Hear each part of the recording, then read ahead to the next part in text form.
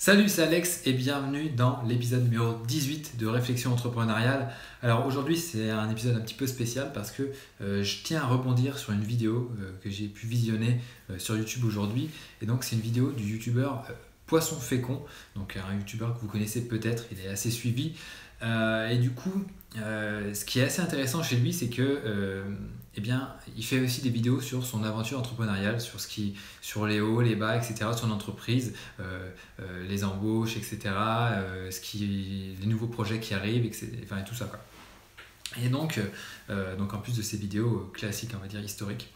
Et en tout cas déjà, je trouve ça super intéressant parce que ça montre un petit peu à son public qui peut, je pense être assez jeune, voilà ce que c'est de créer une entreprise, etc., de galérer tous les jours pour sortir un produit et proposer quelque chose vraiment qui soit top à ses clients. Et donc voilà, ça c'est le premier point. Et donc comme je disais, tous les à peu près intervalles réguliers, on va dire en ce moment c'est tous les 5 mois, donc il partage ce genre d'épisode. Et donc j'avais une question à lui poser parce que je trouvais il y a un point sur ce dernier épisode, donc il appelle ça un EDK, donc c'est l'épopée du Kundar, et Kundar c'est le nom de sa boîte. Et voilà, j'avais une question à lui poser parce que dans cet épisode-là, il parlait du fait que voilà, il allait sortir un jeu vidéo, donc oui, il crée des jeux vidéo avec son entreprise, en plus de faire des vidéos sur YouTube. Donc voilà, il veut sortir un jeu qui va sortir début 2018, si je ne me trompe pas. Et du coup, il avait dit qu'il voulait bien le fignoler, etc., pour qu'on vraiment ressente le travail et l'amour qu'il y a eu à l'intérieur. Et du coup, ça m'a un peu interpellé parce que je suis un peu tombé dans ce genre de travail-là avec un autre projet. Et c'est le fait de vouloir absolument tout fignoler avant de sortir son produit. Et je me dis, peut-être qu'il va perdre du temps ou des ressources à vouloir faire absolument un produit qui soit top à sa sortie. Et qu'au final, voilà, on n'est pas assuré de savoir si ça va plaire ou non. Donc ça me semble un petit peu risqué. Et donc voilà, je voulais rebondir là-dessus. Alors je sais pas, Chris, si tu regardes cette vidéo, ce que tu en penses. Est-ce que je me trompe ou est-ce que voilà, c'est le process de création d'un jeu vidéo qui est comme ça et que voilà. Mais du coup, voilà, l'idée que j'aurais eue, en tout cas, ça serait peut-être de faire une sorte de petit jeu qui soit basé sur le même concept que ce que tu veux faire. Et après, voir si ça mord et si vraiment il y a de l'intérêt qui se développe autour de ce jeu et de sa philosophie, pour voir si voilà, les gens sont intéressés tout simplement. Et donc voilà, et je voulais rebondir là-dessus. Et l'autre chose sur lesquels je voulais te faire une petite suggestion. Alors, après, ça vaut ce que ça vaut, hein. Je sais pas, ça peut peut-être t'aider ou peut-être que ça te déclenchera une autre idée.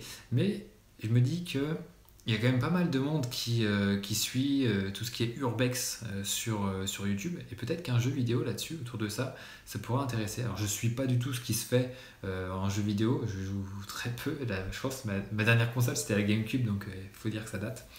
Et donc voilà, peut-être un jeu sur l'urbex, ça pourrait être intéressant. Alors après, je sais que tu fais des jeux mobiles sur mobile, donc peut-être que voilà, il y a peut-être pas que ça sera peut-être pas optimisé pour ça. Mais voilà, une idée. Et une autre idée, peut-être que ça serait bien que tu fasses des vidéos qui ciblent un petit peu les gens qui sont intéressés par le jeu vidéo. Et on peut même lier ça à l'entrepreneuriat. Tu pourrais peut-être faire des épisodes sur l'histoire de gens qui ont lancé un jeu vidéo. Alors je sais qu'il y a l'histoire des mecs qui ont fait Angry Birds, donc la société Rovio, qui est assez connue, hein. Je ne sais plus combien ils avaient fait, dizaines de jeux avant que Angry Birds débarque et casse la baraque.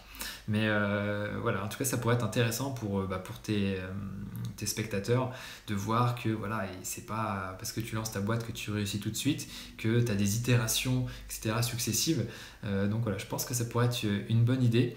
Et peut-être qu'il y a d'autres success stories similaires comme ça, voilà, je suis sûr qu'il y a plein de choses comme ça à creuser dans le monde du jeu vidéo, de gens qui sont un petit peu entêtés pour arriver à sortir quelque chose et que voilà, ils ont peut-être pas réussi la première fois, etc. Ils ont recommencé jusqu'à temps que ça marche. Et donc à mon avis, c'est un beau message pour montrer que voilà, l'entrepreneuriat, c'est ça, c'est beaucoup de transpiration. Et voilà, c'est ce que je vis aussi au quotidien. Donc voilà, j'ai voulu faire une petite vidéo pour te partager ça. Et j'espère que ça a plu. Et puis, j'espère aussi que ça a plu à ceux qui m'ont écouté pour cette question notamment de MVP, de Minimal Viable Product. Donc un produit minimal viable, un produit qui fonctionne mais qui soit vraiment minimaliste et de façon à prendre la température pour tester. Alors voilà. C'était tout. Je pense que ouais, je vais m'arrêter là. De toute façon, j'ai pas pris d'autres notes là-dessus, puis il n'y a rien d'autre qui me vient. Mais voilà, c'était une petite vidéo pour partager ça. Et puis, si ça peut servir à quelqu'un, tant mieux. Donc voilà, merci de m'avoir écouté. Bien sûr, abonnez-vous à la chaîne, au podcast pour recevoir les futurs épisodes. Et puis sur ce, je vous dis à très bientôt. Et puis en passant, si jamais vous êtes intéressé par la création de sites, voilà, je perds ma lumière. Si vous êtes intéressé par la création de sites, vous pouvez jeter un œil à mon autre chaîne WP Marmite, qui est un petit peu plus suivie que celle-là, et voilà, sur laquelle il y a pas mal de tutos, puis sur le blog aussi. wpmarmite.com. Voilà, merci de m'avoir écouté, et je vous dis à très bientôt pour un prochain épisode. Ciao!